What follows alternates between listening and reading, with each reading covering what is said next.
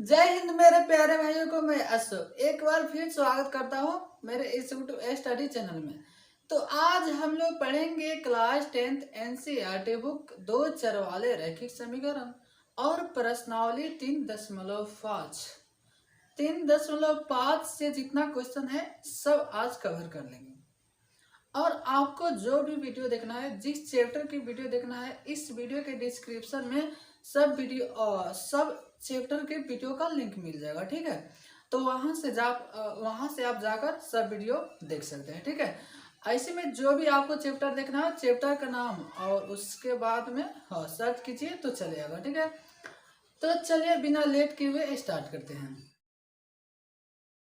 तो जब आप क्वेश्चन पे आ गए तो क्वेश्चन है, और सबसे पहले आज क्वेश्चन से पहले कुछ अलग से चीजें बता रहा हूँ। ठीक है, उसको ध्यान से देखिएगा, तब क्वेश्चन पे आएंगे तो आपको बढ़िया समझ में आ जाए।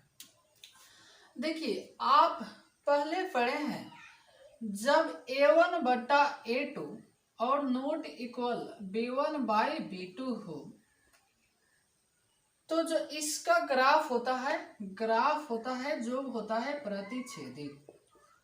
उसके बाद में इसका अद्वितीय हल होता है। ठीक है, यानी अद्वितीय हल का अर्थ हुआ कि x का केवल मान आएगा और फिर y का मान चले आएगा। ठीक है, उसके बाद में फिर जब a1/a2 बराबर b1/b2 और नोट बराबर c1/c2 हो तो इसमें जो इसका ग्राफ होती है समानांतर होती है, और इसका जब समानांतर हो गया तो इसका कोई हल नहीं होता है, कोई हल नहीं।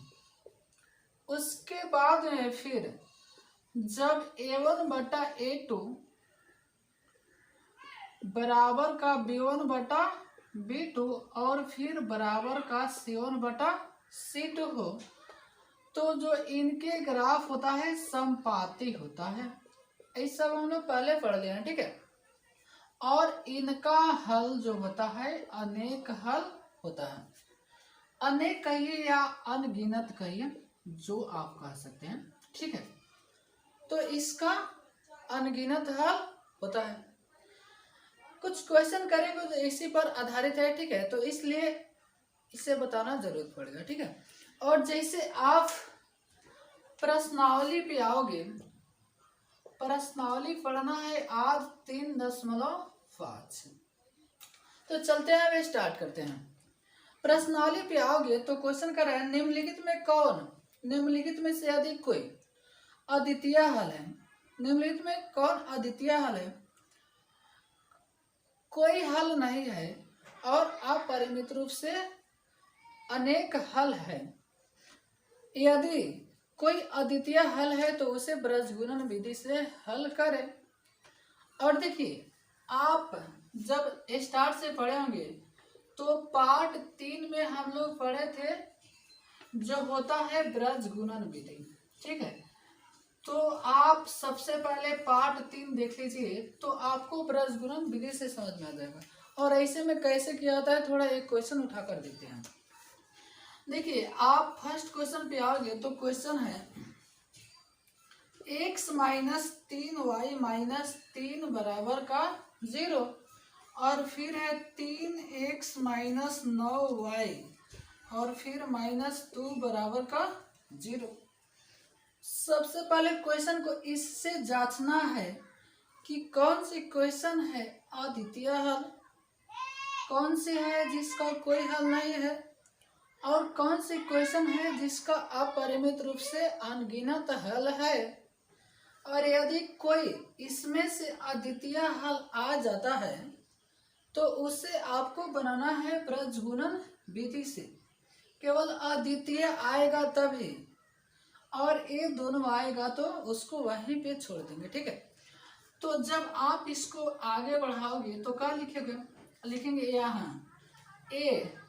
अच्छा सुनो, से आप पहले पढ़े होंगे जो 2 चर वाला समीकरण होता है, इसका रूप होता है a1x + b1y + c1 बराबर का 0, और फिर a2x plus b2y plus c2 बराबर का 0। यानी जो x के साथ पहले होती है उसको a1 कहते हैं, तो a1 x के साथ 1 है, यहाँ पर कुछ नहीं है, इसका अर्थ हुआ 1 है। फिर b1 का मान -3 और c1 का मान फिर -3। जैसे आगे बढ़ोगे तो a2 का मान 3, b2 का मान है 9 और c2 का मान है -2।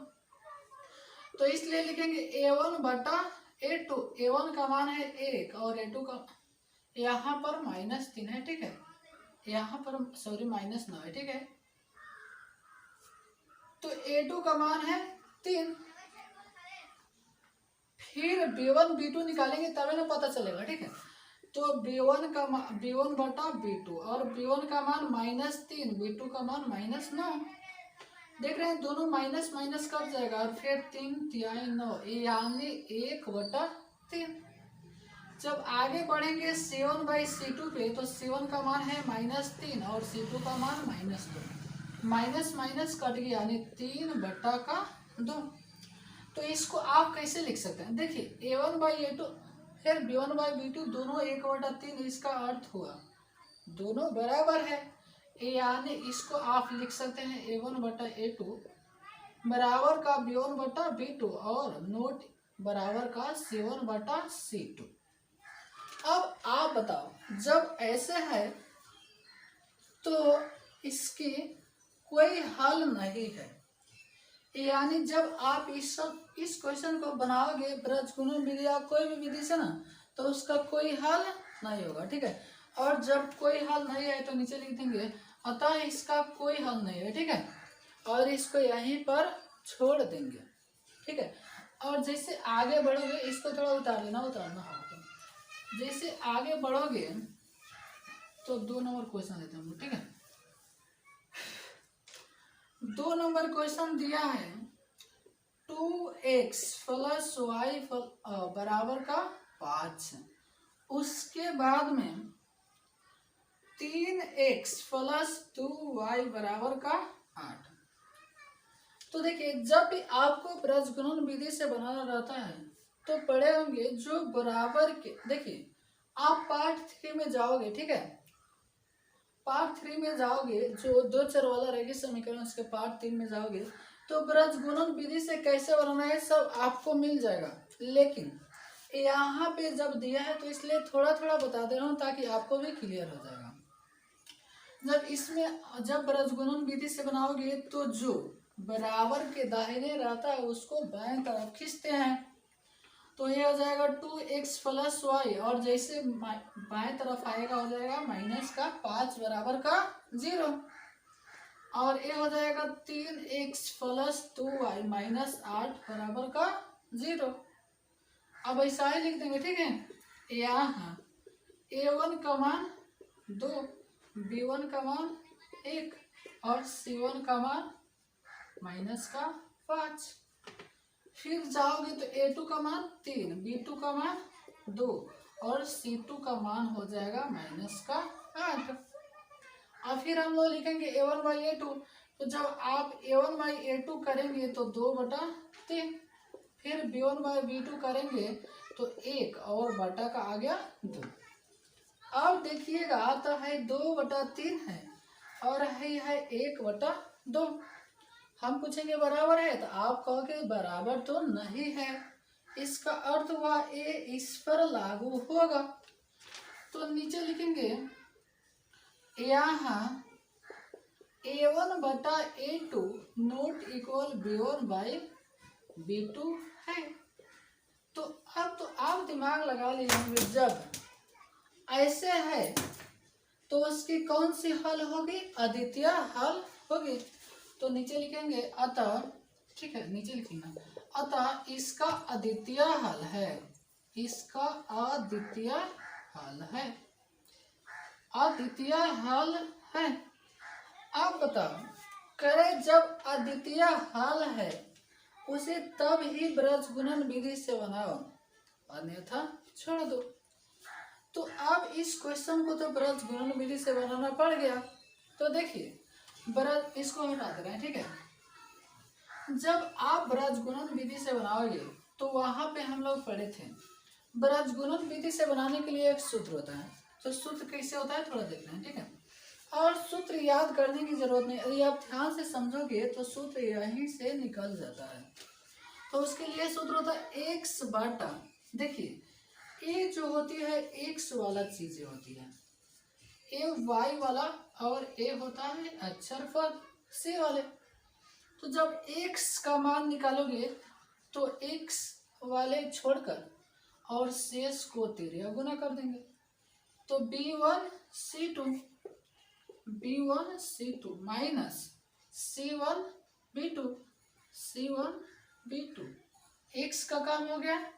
आगे बढ़ेंगे y बटा, अब देखिए y तो a वाला है, तो जब y पर आएंगे तो y वाले को नहीं लेंगे, फिर इसको धीरे गुना करेंगे C1 A2 माइनस, और माइनस हमेशा माइनस करेंगे, ठीक है, माइनस A1 C2 ये हो गया y। और जब अचर पद पे आएंगे इसका अर्थ हुआ a हुआ अचर पद, और इसको तिर्यक गुना कर देंगे, ठीक है। देखो कभी भी जाना ऊपर से पहले जाना, ठीक है। A1 B2 minus B1 A2 और ऐसे में अब देखिए, अब जैसे आगे मान बैठाएंगे तो आपका x और y का मान जो आने वाला होगा सो आ जाएगा। इस सेम क्वेश्चन को हम लोग पार्ट 3 में किए हैं, ठीक है। तो आप वहां से देखकर इसको क्लियर कर लीजिए, ठीक है। अभी यहाँ इसमें टाइम पास करने से कोई फायदा नहीं है, तो वहां से आप पार्ट 3 देकर और जितना क्वेश्चन है उसको आप वहां से कर लीजिए, ठीक है। तो इसलिए आगे बढ़ते हैं हम लोग, इसको हटा देते हैं, आगे जैसे बढ़ाओगे, नहीं तो पार्ट 3 देख लो, आपको सब क्लियर हो जाएगा, ठीक है। इसको हटा दे रहे हैं।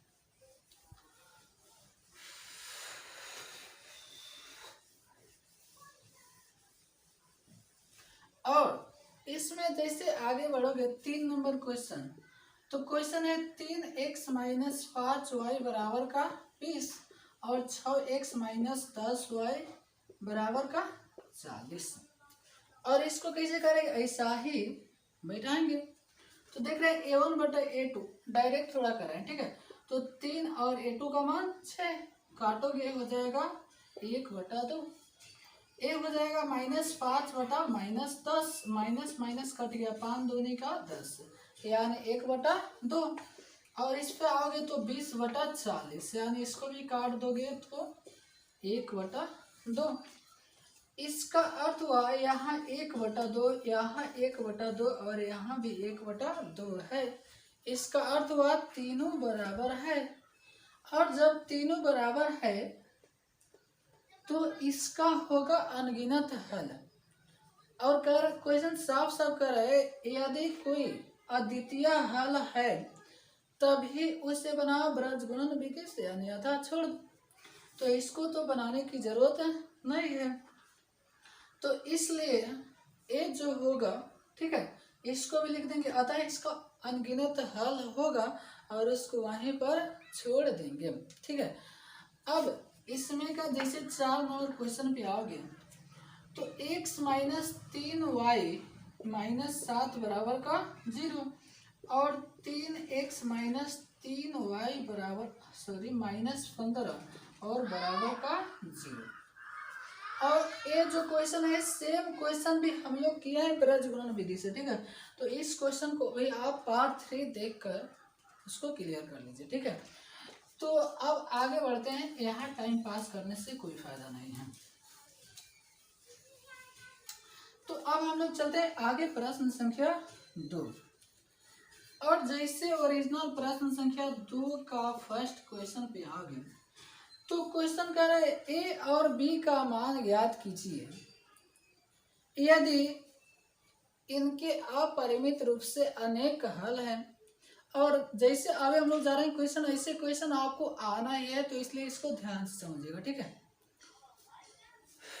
चलो पहले क्वेश्चन ले लेते हैं। क्वेश्चन है 2x प्लस 3y बराबर का 7, और फिर दिया है a minus b into x plus a plus b into y और बराबर में दिया है 3a प्लस बी माइनस का 2 और कह रहा है कि इसमें a और b का मान बताओ ताकि इसका अपरिमित रूप से अनगिनत हल हो।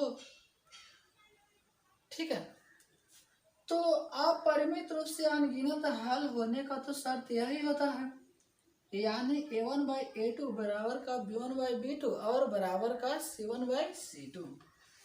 तो इसमें एक चीज और बात समझ ली, देखिए जो है हुआ आपका a1 हुआ तो b1 a1 हुआ b1 हुआ और a हो गया c1 और देखिए x के साथ दोनों है, इसका अर्थ a हुआ b1 a हुआ आपका a1 a हुआ b1 और एक टोटल हो जाएगा c1। ठीक है, यहाँ तक तो समझ गए। ठीक है, चलिए इसको हटाते हैं। तो सबसे पहले क्या लिखेंगे, जब अपरिमित रूप से अनगिनत हल हो, जब अपरिमित रूप से अनगिनत हल हो, अनगिनत हल हो और जब अनगिनत हल हो उसका तो शर्त जानते हैं। ठीक है, होता है a1/a2 बराबर b1/b2 और फिर बराबर का c1/c2 और जैसे आगे बढ़ेंगे तो a1 का मान आप देखोगे कितना है 2, फिर a2 का मान है a माइनस b बराबर b1 का मान है 3 और b2 का मान है a plus 2 a plus b और c1 का मान 7 और b2 का मान है c2 का मान 3a प्लस b माइनस का 2। और जैसे आगे बढ़ोगे अब तो इसको थोड़ा समीकरण के रूप में लाना होगा। सबसे पहले इतना को ले लेंगे और फिर या तो इसको ले लेंगे या फिर इसको ले लेंगे, लेकिन सबसे पहले इसको लेते हैं। ठीक है, लिखेंगे जब 2/a माइनस बी बराबर 3/a प्लस का b। अब इसको हम लोग ऐसा पढ़े हैं कि जब बराबर के दोनों तरफ हो तो उसको तिर्या गुना कर दो और तिर्या गुना करेंगे तो 3a माइनस का 3b, फिर इधर जाएगा तो 2a प्लस का 2b। अब इसको a के साथ और b को b के साथ बैठा देंगे तो 3a पहले खींचेंगे माइनस का 2a और फिर माइनस का 3b पहले खींचेंगे तो माइनस का 2b बराबर का 0। तो 3a में से 2a घटाएंगे a और 3 में से 2 गया माइनस का 5b और बराबर का 0। इसको हम लोग मान लेते हैं समीकरण 1। ठीक है, ऐसे में यदि आप इसको 1 और 2 माने होंगे, इसको 3 मान लो, कोई दिक्कत नहीं है। ठीक है, यहाँ इसको हम लोग मान लिए 1 और जैसे आगे बढ़ेंगे, ठीक है, तो इसको हम हटा दे रहे हैं। ठीक है, चलिए इसको हटा दे रहे हैं, इतना इसको उतार देना। जैसे आगे बढ़ेंगे तो इसको तो हम लोग ले लिए और फिर क्या करना है, तो इसको ले लेना या पहले और अंतिम वाला को ले लेना, किसी से आपका आंसर चले जाएगा। ठीक है, तो हम लोग इस दोनों को ले रहे हैं तो वो दोनों है 3/a प्लस का b और यहाँ पर है 7 में 3a प्लस b माइनस 2 और फिर अब तो ऐसा ही आ गया। तो इसका अर्थ हुआ आपको 7 से इसमें गुना कर दो a प्लस b और 3 में इससे गुना कर दो, किसी से पहले कर दो या पहले 7 से कर दो या 3 से कर दो, कोई फर्क नहीं पड़ता है। ठीक है ना, लेकिन उससे गुना करना जो देखिए जैसे 3 से गुना करेंगे 3 3 9, 7 से में गुना करेंगे 7a और 9a, तो जो पहले बड़ा होगा उससे आप गुना करेंगे तो आपका पहले माइनस नहीं आएगा। ठीक है, तो इसलिए पहले इतना दिमाग लगाना कि पहले बड़े वाले से गुना करें, ऐसे में छोटे से भी गुना करेंगे ना तब कोई दिक्कत आने वाली नहीं है। तो 3 में गुना करेंगे 3 3 9a, फिर 3 में b से 3b और 3 दूना माइनस का 6, 7 से गुना कर दो, 7a प्लस 7b। अब तो कुछ रह नहीं गया, a को एक साथ करेंगे, a p और अचर पद को c छाड़ देंगे, तो 9a, जैसे पहले खींचेंगे माइनस का 7a, यहाँ प्लस का है 3b और a आकर हो जाएगा माइनस का 7b, और यहाँ पर माइनस का 6 है जो दाहिने जाकर हो जाएगा प्लस का 6। तो a हो गया आपका 9a में से 7a माइनस जाएगा तो 2a, और देखिएगा यहाँ 3b प्लस में और 7b माइनस। संख्या किसकी ज्यादा है? माइनस की। कितना ज्यादा है? 4, 4b और बराबर का 6। जब यहाँ एक माने हैं a हो गया 2, और जब 3 माने रहते तो a हो जाता 4। अब इसको या तो किसी विधि से हल कर दो, ठीक है, जिस विधि से आप बनाते हो। तो इसको हम लोग 4 इसको उतार लें, ठीक है, इसको थोड़ा हटा रहे हैं। तो इसको क्या करना, आप या तो विलोपन से बना दो या प्रतिस्थापन से। तो हम इसको विलोपन से क्या नहीं बनाएंगे ताकि जल्दी चले आएगा, और विलोपन से बनाने के लिए हम लोग जानते हैं या तो a को काट दो या फिर b को, और जिसको काटना है उसको बराबर करते हैं पहले। तो हम लोग जब b को काटेंगे तो 4b और 5b बराबर तो नहीं है, a को काटेंगे तो 2a और खाली यहाँ पर a है, a भी बराबर नहीं है। तो हम बताए हैं बराबर करने के लिए गुना करते हैं, और गुना कैसे करते हैं, नीचे वाले को ऊपर से कर दो और ऊपर वाले को नीचे से। देखिए जब हम b काटेंगे तो b के साथ कितना है, 5 है, तो इसमें 5 से गुना कर दो, और a यहाँ पर b के साथ 4 है तो 2 में 4 से गुना कर दो, ठीक है। यानी समीकरण 1 है और समीकरण 2 है। तो लिखेंगे समीकरण 1 गुने 4, और जब चिन्ह समान है तो माइनस करते हैं 2 गुने 5 करने पर, और जैसे आगे गुना करोगे 4 में a से 4a माइनस 4 बचे 20b, और 0 से गुना हो गया 0, 5 दूनी 10a माइनस 5 चौका 20b, और a हो जाएगा 6 बचे 30। अब देखिए जब भी घटाते हैं इसका अर्थ होता है चिन्ह बदलना है, तो माइनस है प्लस, यहाँ पहले से कुछ नहीं, इसका अर्थ प्लस है तो नीचे हो जाएगा माइनस, और यहाँ भी हो गया माइनस। 20b से 20 भी कट गया, और 4a में से जैसे 10a माइनस करोगे, यानी 4 और 10 में ज्यादा कौन है, आप कहोगे 10 ज्यादा है, और जो ज्यादा है उसकी संख्या माइनस में है, तो इसलिए हो जाएगा माइनस का 6a, और a हो गया माइनस का 30। दोनों तरफ माइनस से माइनस कट के, यानी a बराबर 30 और बटा हो जाएगा 6, 6 बचे 30 है, यानी हाफ का a का मान आ गया 5। तो जब a का मान आ गया तो फिर b का मान कैसे निकालते हैं, या तो समीकरण 1 में या समीकरण 2 में जिसका मान आया है उसका मान रख दो। तो हम लोग रख देते हैं समीकरण 1 में, ठीक है। चलो समीकरण 1 में a का मान रखने पर, और समीकरण 1 उतार लेना, a माइनस 5b और बराबर का 0, इसको हटा देना है, ठीक है। तो a का मान देख रहे हैं कितना है, 5 माइनस फिर 5b बराबर का 0, और जैसे माइनस 5b छोड़ेंगे दाहिने जाकर हो जाएगा माइनस का 5, और माइनस से माइनस कट गया, और जैसे b का मान छोड़ेंगे तो 5, और फिर बटा में आ जाएगा 5, काटोगे हो जाएगा 1, यानी a का मान आप 5 और b का मान 1 लिख सकते हैं, और यही आपका हो गया आंसर, ठीक है। और देखिए जब सेम टू क्वेश्चन आपका पूछेगा तो आपका एक क्वेश्चन पूछता है 5 नंबर में, और जैसे आगे क्वेश्चन करें छोटी छोटी क्वेश्चन पूछता है आपका 2 नंबर में, ठीक है। तो ये तो लॉन्ग क्वेश्चन है, लेकिन इसको आपकी किताब में है तो पढ़ना पड़ेगा, ठीक है।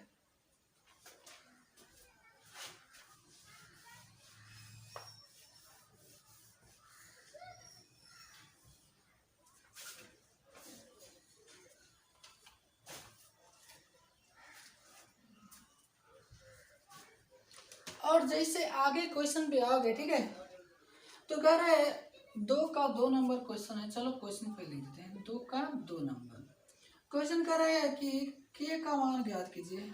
3x प्लस वाई बराबर का 1, और फिर दिया है इसमें 2k minus 1 into x plus के माइनस 1 वाई, और बराबर दिया है 2k प्लस 1, ठीक है। 3x प्लस वाई बराबर 1, 2k माइनस 1 एक्स प्लस के माइनस 1 वाई, और बराबर में दिया है 2k प्लस 1, और इसको कह रहे हैं के का मान ज्ञात कीजिए ताकि इसका कोई हल नहीं हो।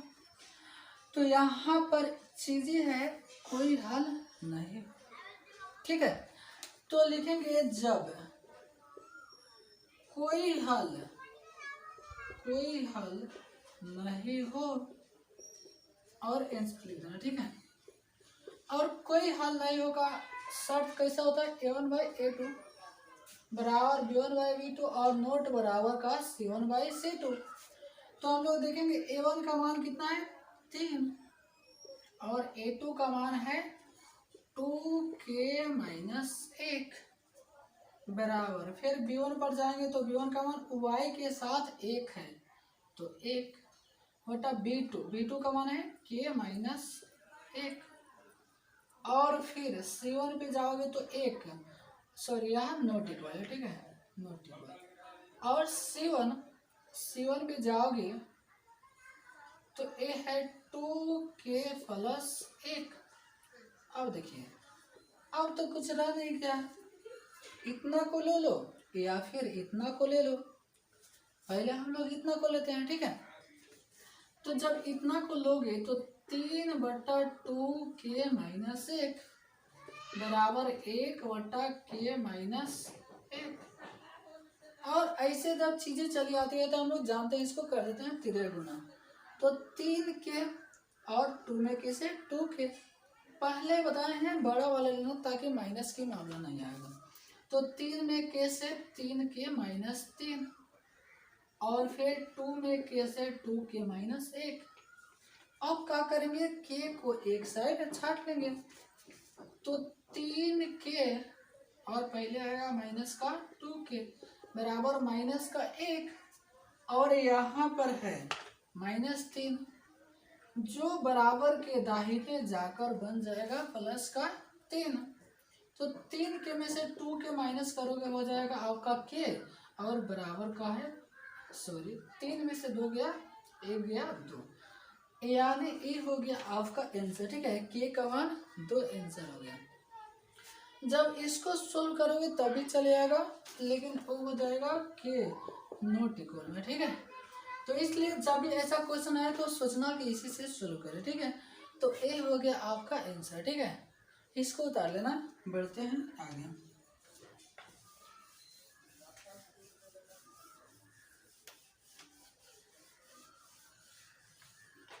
और जैसे आओगे अब क्वेश्चन 3 नंबर पे, ठीक है।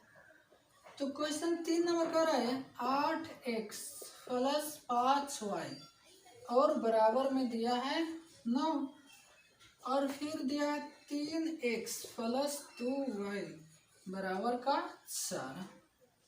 देखिए इस क्वेश्चन को कह रहा है कि या तो प्रतिस्थापन विधि से हल करो या ब्रज गुणन विधि से। देखिए सेम क्वेश्चन को पार्ट 2 में हम लोग पढ़े प्रतिस्थापन विधि।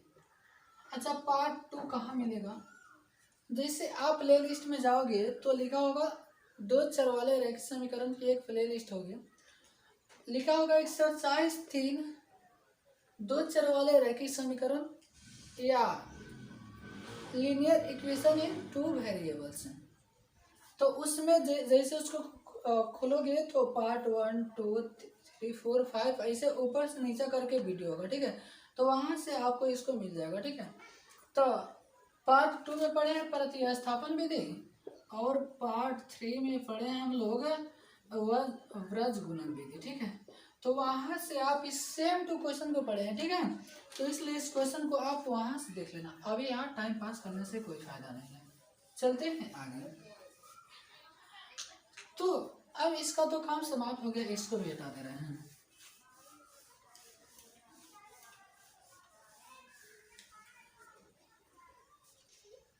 और जैसे आगे क्वेश्चन पे आओगे तो क्वेश्चन 4 का फर्स्ट कर इस प्रकार से, ठीक है। पहले क्वेश्चन को पढ़ लेते हैं।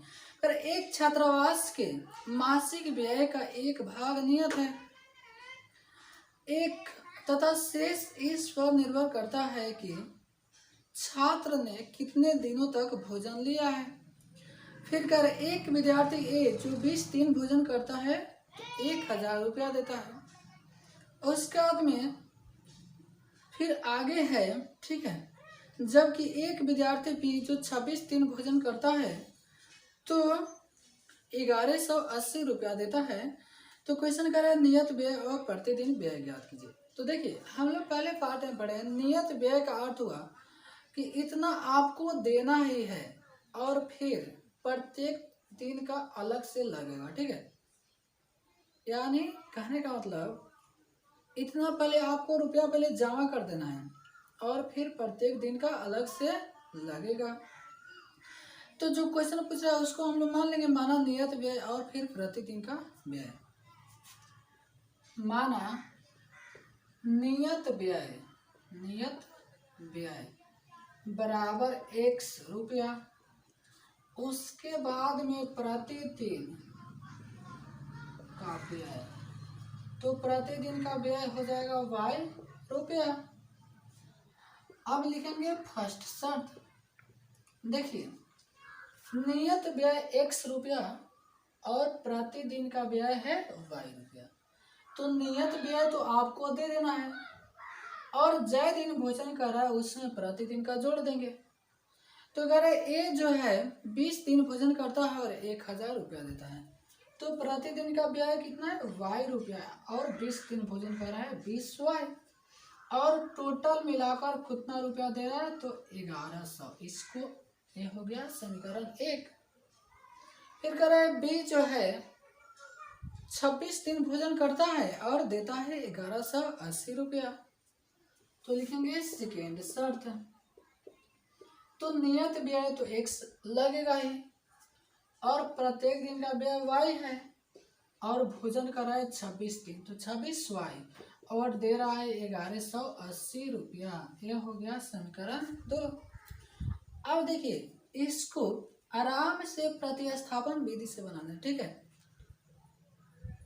कहे कि हम लोग ऐसे क्वेश्चन बहुत किए हैं, सॉरी प्रतिस्थापन से नहीं विलोपन से। आराम से x काट कर इसको बना देना, ठीक है। और फिर मैं यहाँ बनाने लगूँ तो कुछ रह नहीं गया, ठीक है। इसको अब बना देना विलोपन विधि से, और जब आप विलोपन विधि से बनाओगे, ठीक है, तो आपका आंसर चले आएगा। आंसर मैं बता दे रहा हूँ, ठीक है।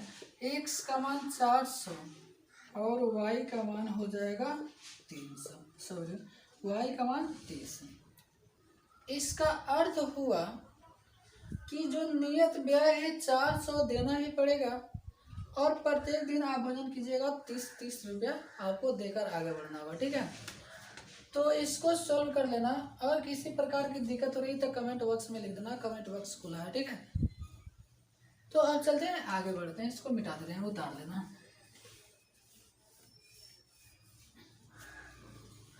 और जैसे 4 के 2 नंबर क्वेश्चन पे आओगे तो क्वेश्चन कर 1/1/3 हो जाती है। देखिए जो पहले हम लोग पार्ट में पढ़े प्रश्नावली 3.4 और 3.3 तो ऐसे क्वेश्चन किए, लेकिन फिर भी हम समीकरण सेव कर दे रहे हैं, ठीक है। उसको अब बना लेना।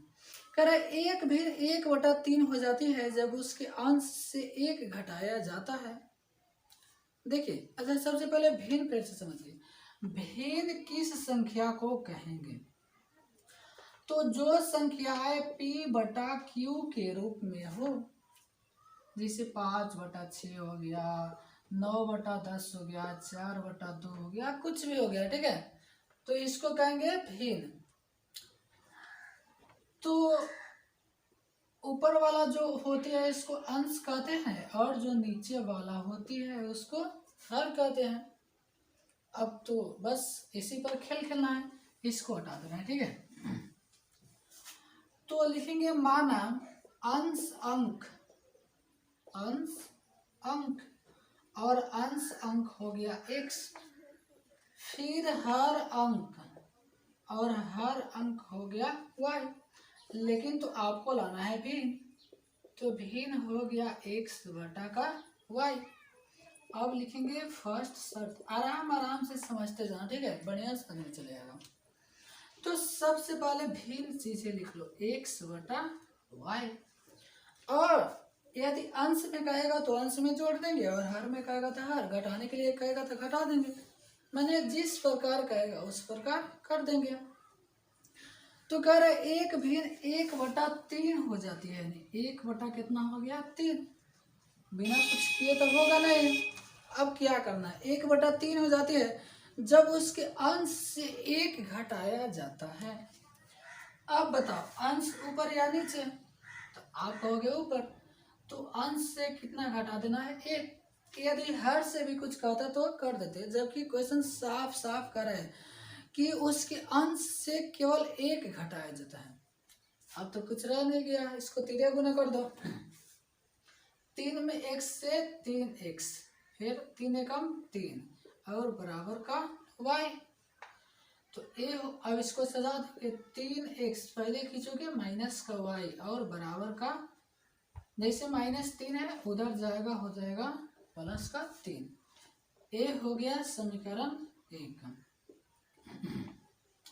और जैसे सेकेंड शर्त पे आओगे तो सबसे पहले भिन्न तो लिखना पड़ेगा, x बटा का y।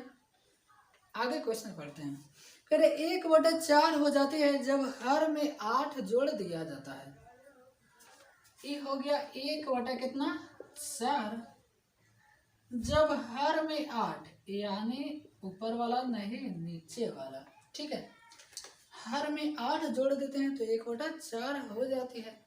अब तो कुछ रहा नहीं है, इसको ऐसे तोड़ देंगे, 4 में x से 4x बराबर y प्लस का 8।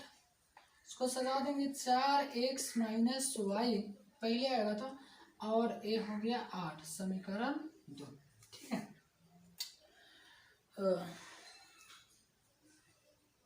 हाँ, और ए हो गया आपका समीकरण 1 और समीकरण 2। और समीकरण 1 और समीकरण 2 को तो अब आप सोल्व करना जानते हैं, फटाक से इसको क्या करेंगे, विलोपन विधि से या तो y काट देंगे या x, जो आपको आसान लगे, ठीक है, जो आपको आसान लगे उस विधि से इसको बना देना, और चले आएगा x y का आंसर। और हम बता दे रहे हैं, ठीक है, जब आप इसको सोल्व करोगे तो x का मान आएगा, x का मान आएगा 5 और y का मान आएगा 12, ठीक है। तो इसमें x y का मान मत लिखना, भिन्न पूछ रहा है, ठीक है, तो नीचे लिख देना भिन्न, x बटा y और x का मान 5 और y का मान 12, एक हो जाएगा आपका आंसर, ठीक है। अब चलते हैं आगे क्वेश्चन पे,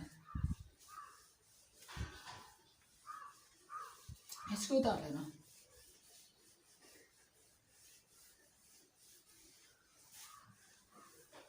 जब आगे क्वेश्चन पे आ गए तो 4 का 3 नंबर क्वेश्चन कर रहा है, और ऐसे में जो भारी समीकरण आएगा, ठीक है, उसको मैं खुद सोल्व कर लूंगा।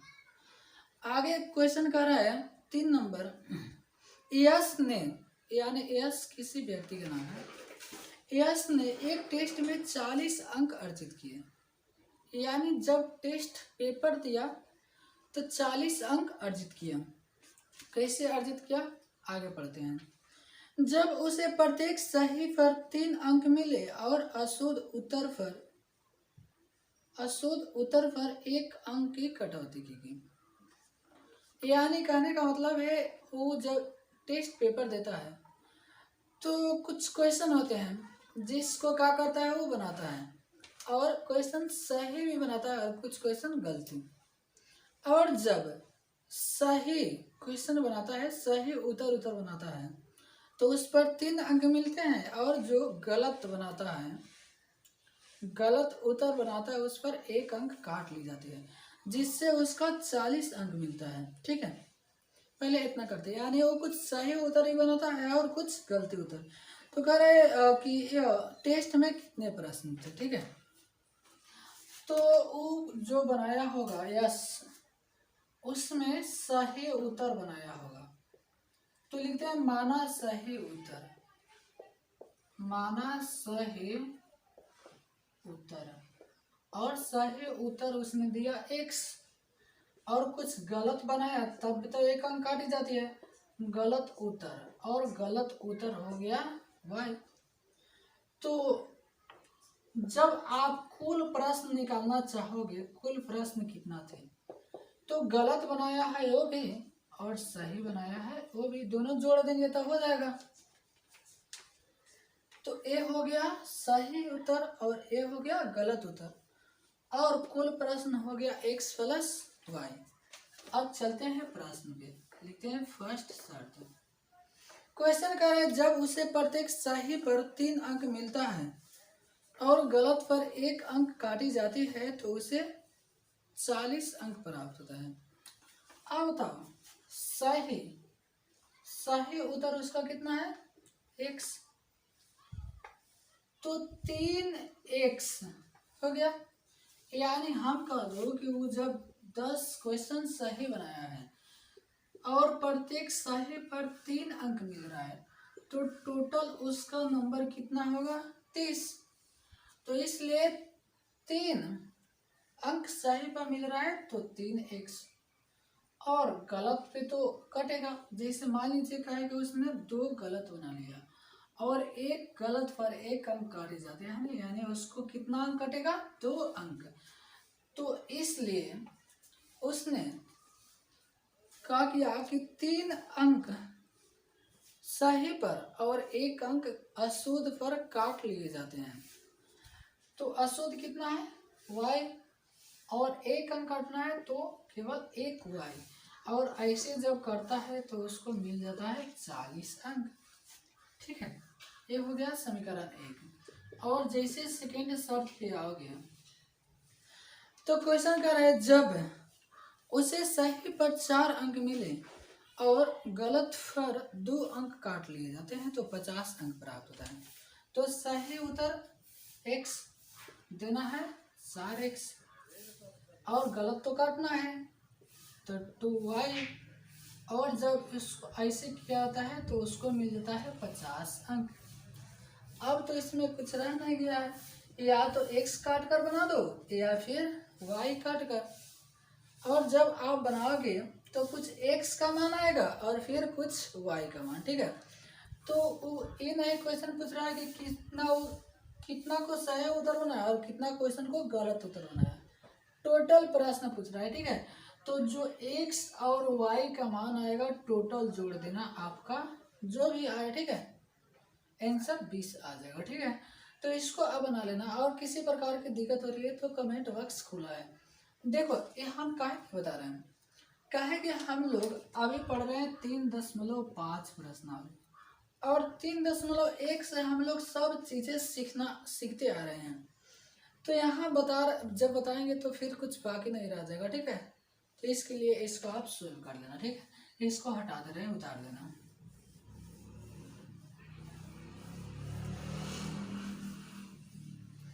अब आते हैं हम लोग 4 नंबर क्वेश्चन पे। तो 4 नंबर क्वेश्चन पे आ गए तो कह रहे एक राजमार्ग पर 2 स्थान ए और बी है। चलो एक फोटो बना लेते हैं। ठीक है, एक राजमार्ग, अच्छा राजमार्ग किसको कहते हैं, यानी राजमार्ग नेशनल हाईवे, जो राजमार्ग यानी बड़े बड़ी शहर होते हैं उसको कहते हैं राजमार्ग। ठीक है, तो यहाँ पर ए है और यहाँ पर बी है, तो अगर एक राजमार्ग पर 2 स्थान ए और बी के बीच की दूरी है 100 किलोमीटर, 100 किलोमीटर। फिर कर एक कार ए से तथा दूसरी कार बी से एक ही समय चलना प्रारंभ करती है तथा फिर दोनों कार भिन्न भिन्न चालों से एक ही दिशा में चलती है तो 5 घंटे पश्चात मिलते हैं। अच्छा एक चीज हमें बताओ, मान लीजिए एक कार यहाँ पर है और एक कार यहाँ पर है, और दोनों चल रही है एक ही दिशा में, यानी इधर चल रही है।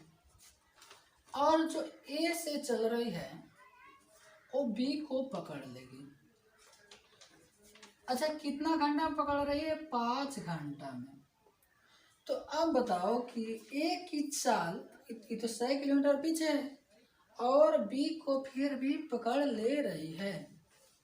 इससे हमको लगता है कि जो ए चलती होगी बी से तेज रफ्तार से चलती होगी, तभी तो पकड़ेगी। यानी जो ए की चाल होगी वह बी से हमेशा ज़्यादा होगी, तभी इसको पकड़ सकती है। ठीक है, तो कार ए पर है और एक कार बी पर है, दोनों की दूरी है 100 किलोमीटर और जब चल रही है तो 5 घंटे में मिल रही है। ठीक है, जब आपके एग्जाम में आएगा तो बनाने की जरूरत नहीं, हम आपको समझाने के लिए बनाए। ठीक है, तो लिखेंगे माना एक कार की चाल, तो एक कार की चाल x किलोमीटर प्रति घंटा। उसके बाद में बी कार की चाल, तो बी कार की चाल y किलोमीटर प्रति घंटा। अब लिखेंगे फर्स्ट साइड। अच्छा, अब हम आपसे पूछूं कि जो कार है इसकी दूरी कितना है? आप कहोगे 20 किलोमीटर। ठीक है, 20 किलोमीटर और एक की चाल x और दूसरे की चाल y, तो इसलिए हम लिखेंगे चाल x प्लस y बराबर 100 किलोमीटर, यानी दूरी बराबर चाल गुने समय, जो समय लग रहा है। ठीक है, तो ए हो गया आपका x प्लस वाई बराबर 100, ये हो गया समीकरण 1। ठीक है, और जैसे आगे बढ़ेंगे इसको हटा देना ताकि फ्रेश हो जाए। और जैसे सेकेंड शर्त पे आओगे, ठीक है, तो ए तो इसको पकड़ रहा है और कितना घंटा में? 5 घंटा में। तो 5x और y जो बी की चाल है वो तो उसको खेदेगा 5y, और इसकी दूरी कितना थी? 100 थी। अब तो कुछ रह नहीं गया। ठीक है, इसमें से 5 कॉमन लेकर काट दो, तब 5 जैसे कॉमन लेंगे x माइनस वाई, और इसको लिख देना 5 गुने 20। अच्छा, 5 गुने 20 का है भाई, इसको तो 2 गुने 50 भी लिख सकते थे।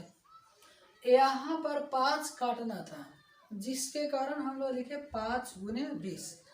अब 5 से 5 कट गया तो x माइनस वाई बराबर का 20, समीकरण 2। इसको बनाने की जरूरत नहीं है। ठीक है, तो समीकरण 1 हुआ और समीकरण 2। जब अब इसको भी वैसा ही सोल्व कर लेना। ठीक है, इतना आसान क्वेश्चन है। जब इसको आप सोल्व करोगे तो इसका आंसर हो जाएगा x का मान 60 km पर h और y का मान हो जाएगा 40 km पर h।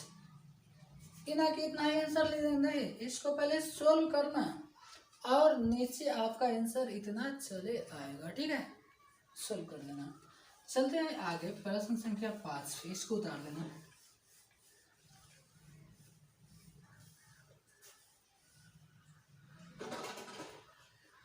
और जैसे आगे बढ़ोगे, प्रश्न संख्या 5 कह रहा है एक आयत का क्षेत्रफल 9 वर्ग इकाई कम हो जाती है। भाई ऐसे तो कम नहीं हो सकता है, उसमें कुछ छेड़छाड़ करेंगे तभी तो कम होगा। सबसे पहले एक आयत की फोटो देखते हैं। ठीक है, देखो आयत ऐसी चतुर्भुज जिसकी आमने सामने की भुजाएं बराबर और समानांतर हो, यानी बराबर भी हो और समानांतर भी हो, और साथ में प्रत्येक कोण 90 डिग्री हो, तभी आयत कहेंगे। अन्यथा आप खाली कहेंगे बराबर हो समानांतर हो, भाई ये भी तो हो सकता है, यहाँ 90 डिग्री नहीं। अच्छा बात वो सब 90 डिग्री कैसे समझेंगे कि 90 डिग्री है?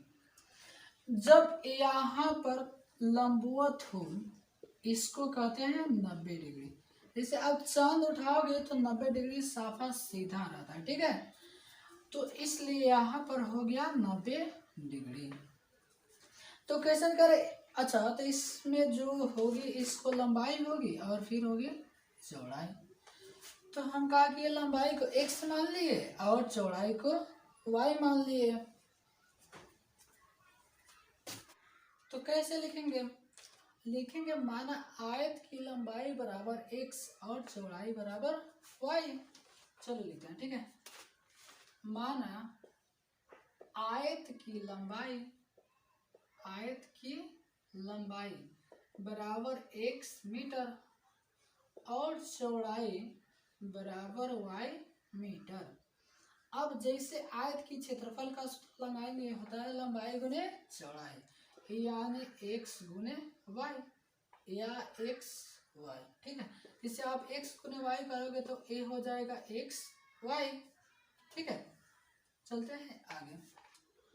फर्स्ट शर्त देखिए कह रहा है, एक आयत की क्षेत्रफल 9 वर्ग इकाई कम हो जाती है यदि लंबाई 5 इकाई कम कर दी जाए और चौड़ाई 3 इकाई बढ़ा दी जाए। हम पहले बोल दिए बिना छेड़छाड़ किए हुए तो कम बेसी नहीं सकता है।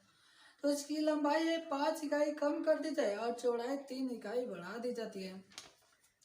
तो हम देख रहे हैं लंबाई कितना है x, कम कितना करना है 5, और चौड़ाई कितना है y, इसको बढ़ाना है कितना 3, और बराबर में क्षेत्रफल दिया है xy।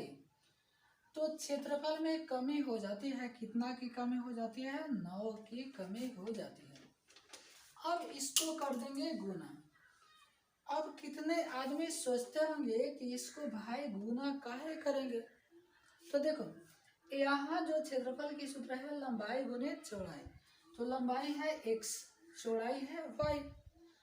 भाई जब इसमें आप 5 घटाए और बढ़ाए तो ये लंबाई ही और चौड़ाई ही न रहेगी, तो इसलिए इसको लंबाई गुने चौड़ाई, और क्षेत्रफल दिया है xy, तो क्षेत्रफल में कितना कमी हो गई 9 की कमी हो गई। अब ऐसा तो क्वेश्चन हम लोग पढ़े हैं, पहले वाले को दोनों से गुना कर दो और फिर बाद वाले को दोनों से, तो ए हो जाएगा xy और 3 में x से 3x, फिर 5 में y से 5y और 5 तिहाई माइनस का 15, और इधर आओगे तो xy माइनस का 9। xy से xy कट गया तो a बच गया 3x माइनस 5y बराबर माइनस 9, और यहाँ पर है माइनस 15, जो दाहिने जाकर हो जाएगा प्लस का 15। तो क्या 3x माइनस 5y बराबर माइनस 9 प्लस 15। संख्या प्लस की ज़्यादा है, कितना ज़्यादा है 6 ज़्यादा है। ये हो गया आपका समीकरण 1, ठीक है। 3x माइनस 5y बराबर का 6। अब फिर लिखेंगे सेकेंड शर्त, क्वेश्चन आगे पढ़ेंगे तब पता चलेगा, ठीक है।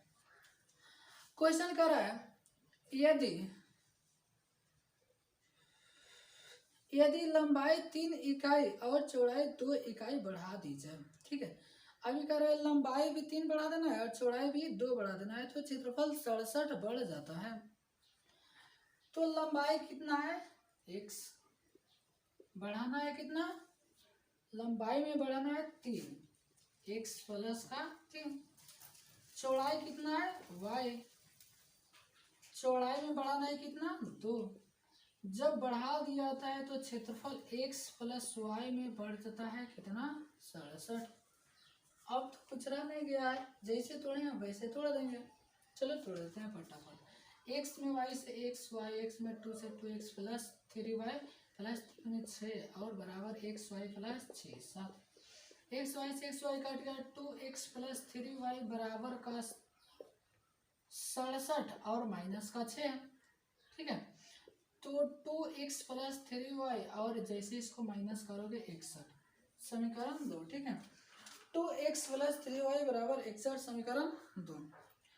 तो समीकरण 1 और समीकरण 2 अब आराम से क्या करना सोल्व कर देना। तो क्वेश्चन पूछ रहा है आयत की विमाएँ ज्ञात कीजिए। विमाएँ का अर्थ होता है उसकी लंबाई और चौड़ाई ज्ञात कर देना है, ठीक है। अब तो कुछ रह नहीं गया, इसको आराम से सोल्व कर देना, और जो x का मान आएगा उसका लंबाई हो जाएगा, और जो y का मान आ जाएगा उसका चौड़ाई। और हम बता दे रहे हैं जब आप सोल्व करोगे तो x का मान 17 हो जाएगा और y का मान हो जाएगा 9। तो ये नहीं कि x और y लिख दे, नहीं लिखेंगे आयत की लंबाई। ठीक है, चलो बता दे रहे हैं। आयत की लंबाई x बराबर 17 मीटर और चौड़ाई y बराबर 9 मीटर। ये हो गया आपका आंसर। ठीक है, और इस प्रकार आपका चैप्टर भी समाप्त हो गया। ठीक है, तो बस आज के लिए हम लोग रहने देते हैं इतना ही, फिर मिलेंगे अगले वीडियो में। ठीक है, तो आपको हमारे साथ बने रहने के लिए आपका थैंक यू। और यदि आपको अच्छा लग रहा है तो वीडियो को लाइक और चैनल को सब्सक्राइब करके बेल आइकन को क्लिक कर दो और वीडियो को शेयर करो। ठीक है, जितना हो सकता है वीडियो को शेयर करो, वीडियो को शेयर तो कर सकते हैं। तो फिर मिलते हैं अगले वीडियो में।